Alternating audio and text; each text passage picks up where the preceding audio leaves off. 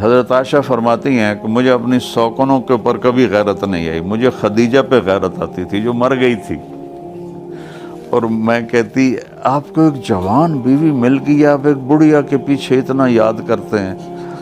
تو وہ فرماتے عائشہ خدیجہ کے بارے میں ایسا بول مت بول، اس نے جو میرا ساتھ دیا وہ کسی نے نہیں دیا، مجھے اللہ نے ساری اولاد اسی سے عطا فرمائی۔ کوئی حضرت خدیجہ کی سہیلی آتی تو آپ اس کا اتنا اکرام کرتے تھے۔ حضرت عائشہ فرماتی ہیں کہ مجھے ان پہ غیرت آتی تھی۔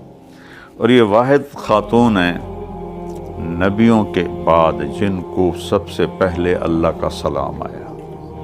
جب حضرت خدیجہ نے ساری دولت لٹا دی تو جبریل آئے کہ یا رسول اللہ، اللہ تعالیٰ خدیجہ کو سلام پیش کر رہے۔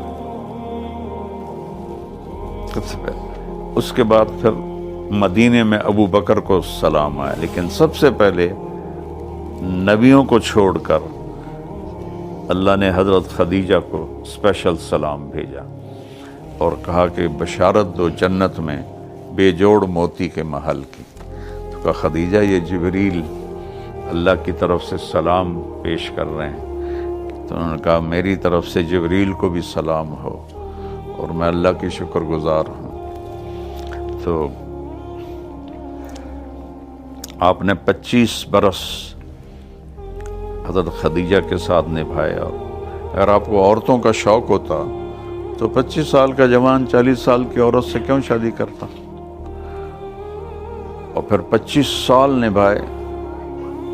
جو بات کی شادی ہیں سب وہی کی ہیں۔ آپ نے فرمایا کہ مجھے عورتوں کی کوئی رغبت نہیں ہے، میں نے جہاں شادی کی، جہاں بیٹی کی شادی کی، پہلے اللہ نے آسمان سے حکم بھیجا پھر میں نے شادی کی۔